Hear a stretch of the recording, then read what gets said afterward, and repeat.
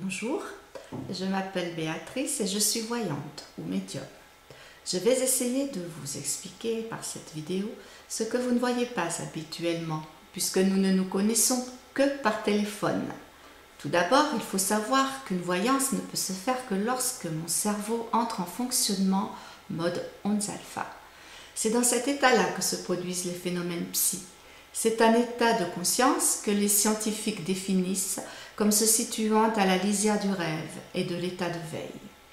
Ce sont les ondes de la relaxation profonde et de plein éveil qui sont atteintes notamment par les personnes expérimentées telles que les sportifs de haut niveau, les mystiques et même par surgissement spontané.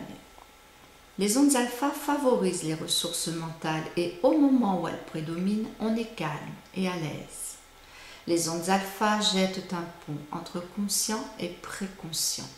Quand ce rythme est atteint, on a alors une vision claire du monde. Pour y parvenir, il est nécessaire de diminuer la pensée et le calcul pour arriver au vide mental intégral. Pour pratiquer une vraie voyance, il est absolument nécessaire de ne penser à rien du tout, strictement rien. Toute pensée polluerait les perceptions, induisant des a priori non justifiés.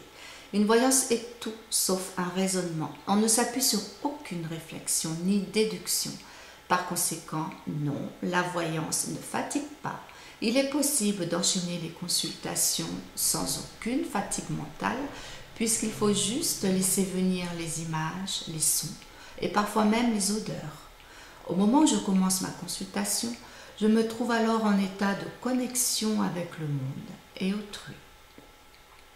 Une fois cette étape passée, je prends connaissance de votre question et utilise mes lames de tarot pour guider mes flashs. Ces lames de tarot sont les 22 lames majeures du tarot de Marseille que la plupart d'entre vous connaissent très bien. Je vais répondre à cette question qui est: mon activité professionnelle va-t-elle évoluer favorablement en pratiquant un tirage en croix?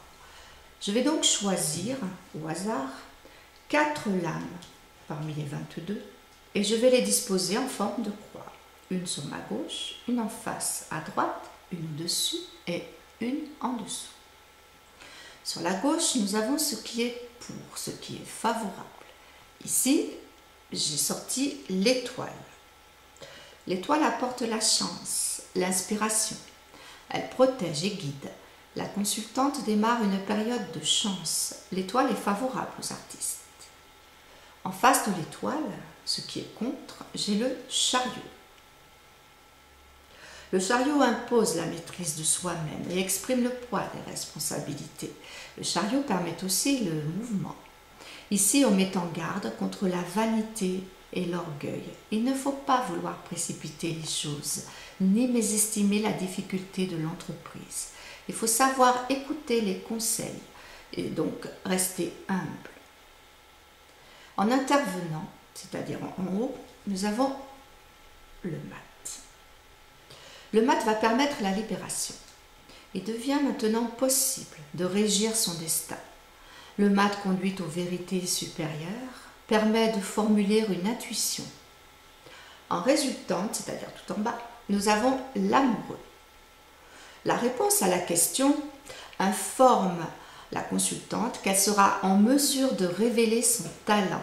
Elle sera reconnue une fois les obstacles et entraves mis de côté.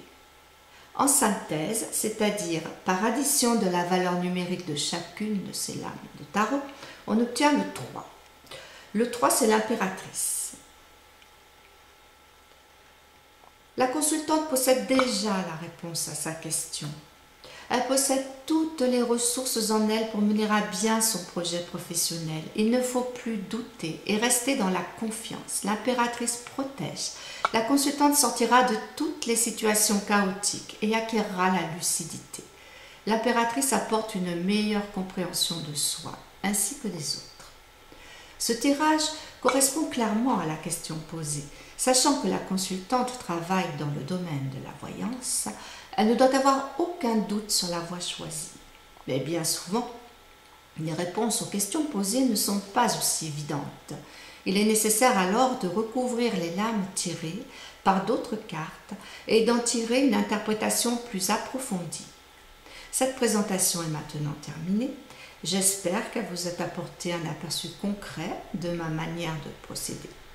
J'attends votre visite sur mon site www.divinar.fr qui est dédié aux phénomènes paranormaux. Merci, à bientôt.